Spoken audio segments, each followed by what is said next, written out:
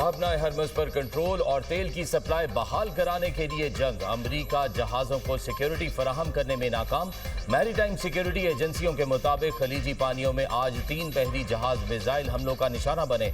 Thailand का cargo जहाज, Japan में रजिस्टर्ड कंटेनर जहाज, मार्शल आइलैंड में रजिस्टर्ड जहाज शामिल। तनाज़े के आगाज से अब तक 13 जहाज़ों पर हमला किया जा चुका है। ईरानी फौज का कहना है आबना हरमुज़ में इसराइली मलकियती जहाज समेत 2 जहाज़ों को फायरिंग करके रोक दिया गया। 1 लीटर तेल भी गुजरने नहीं देंगे। दुनिया तेल $200 फी बैरल खरीदने के लिए तैयार हो जाए। आबना हरमुज़ से गुजरने वाले अमरीका, इसराइल और इनके इत्तेहादियों के हर जहाज को जायज़ हदफ समझा जाएगा। ईरानी फौजी कमांडर का कहना है अमरीकी बहरिया ने खलीज से पीछे हटना शुरू कर दिया है। खलीज में 700 किलोमीटर तक कोई अमरीकी जहाज मौजूद नहीं। हमारे पास अमरीकी जहाज बरदार बेड़े को डुबोने का खास मंसूबा मौजूद है। अमरीका ने वार्निंग दी है कि ईरानी शहरी आबना हरमुज़ के साथ वाक़े तमाम बंदरगाहों से दूर रहे। अमरीकी सदर ट्रंप कहते हैं तेल कंपनियों को आबना हरमुज़ इस्तेमाल करना चाहिए। ईरान को तवक्को से ज्यादा नुकसान पहुंचाया। जंग जल्द खत्म हो जाएगी। जंग में अहदाफ बहुत हद तक हासिल कर लिए। ईरान में निशाना बनाने के लिए अब कुछ नहीं बचा।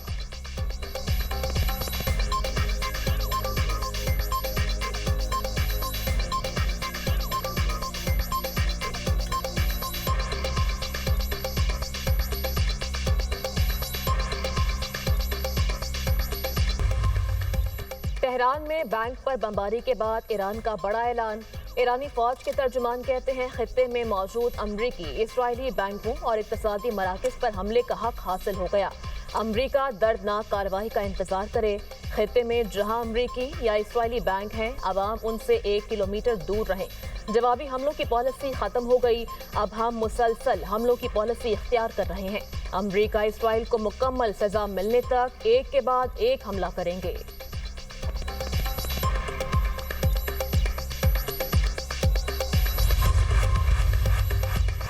अमरीकी अखबार ने ईरान में स्कूल पर हमले का जिम्मेदार अमरीका को ठहरा दिया। अमरीकी अखबार ने रिपोर्ट में कहा ईरान में तालिबात के स्कूल पर हमले का जिम्मेदार अमरीका है। स्कूल पर हमला अमरीकी फौज की जानिब से हदफ के तयन की गलती थी। अमरीकी फौजी तहकीकात के मुताबिक मिसाइल हमले के लिए पुराने डेटा का इस्तेमाल गलती का बायस बना। अमरीकी फौजी हुकाम का कहना है तहकीकात इब्तदाई मराहिल में है। कई सवालों के जवाब अभी सामने नहीं आए। ये भी जवाब सामने नहीं आया पुराने डेटा को डबल चेक क्यों नहीं किया गया।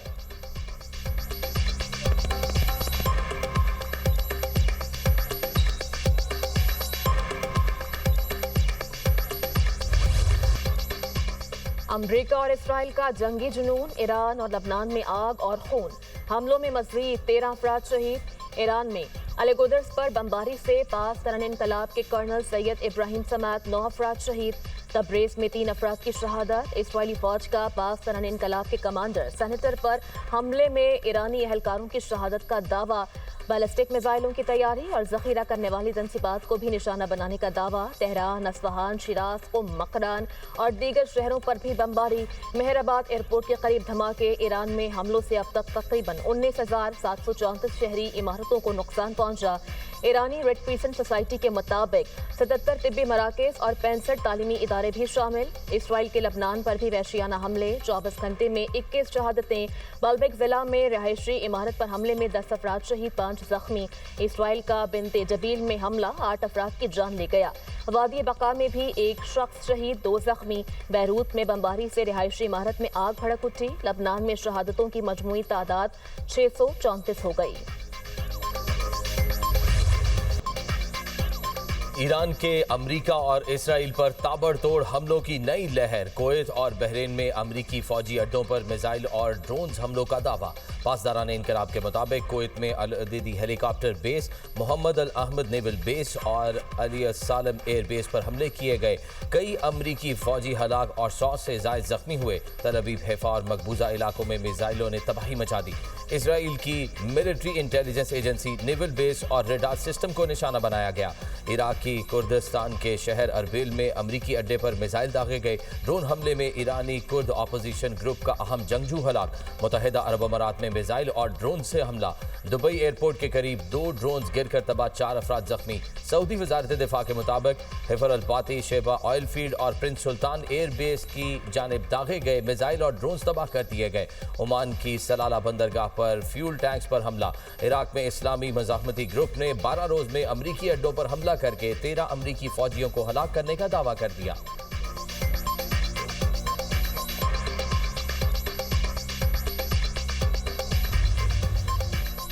हमें धमकियों से नहीं डराया जा सकता। कौमी सलामती के मुशीर अली लारिजानी का सदर ट्रंप को 2 टोक पैगाम। कहा, ऐसा न हो कि तुम मिटा दिए जाओ। ईरानी वज़ीर ख़ारजा अब्बास अराग़ची कहते हैं, अमरीका पड़ोसी ममालिक को इस्तेमाल कर रहा है। अब हमारे हमले पर कोई शिकायत ना करे, ये दावा झूठ है। ईरान अमरीका पर हमले का मंसूबा बना रहा था। ऐसे इल्ज़ाम सिर्फ जंग को जवाब देने के लिए फैलाए जा रहे हैं। इस झूठ का वाहिद मकसद ऑपरेशन एपिक मिस्टेक को जायज़ करार देना है। ऑपरेशन इसराइल की मुहिम जोई है। आम अमरीकियों ने इसकी कीमत चुकाई। सुप्रीम लीडर मुश्तबा खामनाई अब बिल्कुल ठीक और तंदुरुस्त हैं। ईरानी सदर मसूद पज़ेश्कियान के बेटे यूसुफ पज़ेश्कियान का बयान। कहा, सुप्रीम लीडर मुश्तबा खामनाई अमरीकी और इसराइली बमबारी के दौरान जख्मी हुए थे।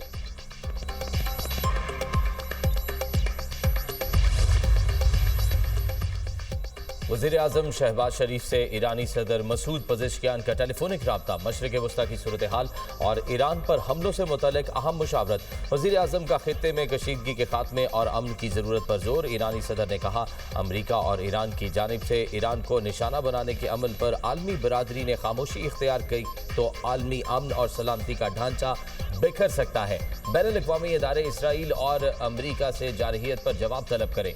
दोनों रहनुमाओं ने इत्तफाक किया, खित्ते में पायदार अमन के लिए फरीकैन को आलमी कवानीन का एहतराम करना होगा।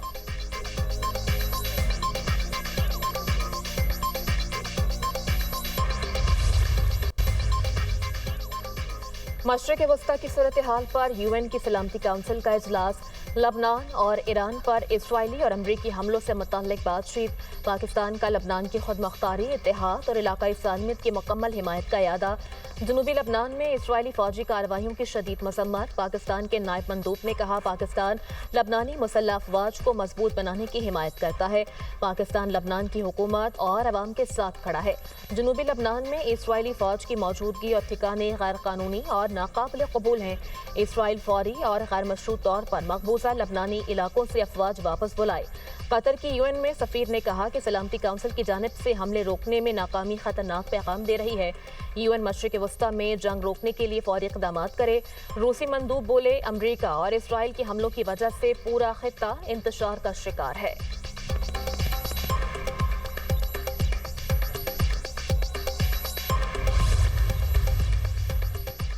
रूसी सदर व्लादिमीर पुतिन और इमाराती सदर मोहम्मद बिन जायद अल नहयान में टेलीफोनिक राब्ता। मशरिक़ वस्ता की बिगड़ती सूरत हाल पर तबादला ख्याल। पुतिन का तनाज़े की मजीद शिद्दत रोकने और मुज़ाकरात के जरिए हल पर जोर।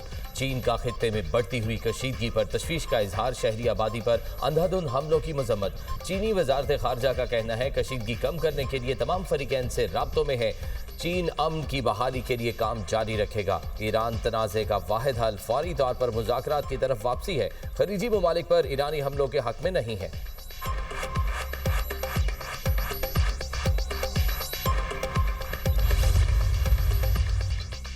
आलमी मंडी में खाम तेल की कीमतों में कमी। बरतानवी खाम तेल की कीमत $91 फी बैरल पर आ गई। अमरीकी खाम तेल $87 फी बैरल फरोख्त होने लगा।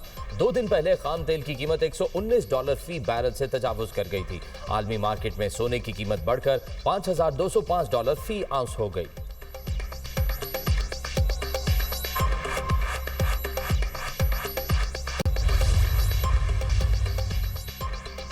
मुल्क के मुख्तलिफ शहरों में बारिश, मौसम सुहाना हो गया। लाहौर में भी बादल बरसे। कई इलाकों में बूंदाबांदी। अटक शहर और गिरदोनवाह में मूसलाधार बारिश और यालाबारी। पेशावर के भी मुख्तलिफ इलाकों में बारिश, गर्मी की शिद्दत में कमी। शांगलालपुरी के इलाके अचर में घर पर आसमानी बिजली गिरने से 3 अफराद जाँ बहक। आज़ाद जम्मू कश्मीर के बेशतर इलाकों में बारिश और पहाड़ों पर हल्की बर्फबारी से सर्दी फिर लौट आई।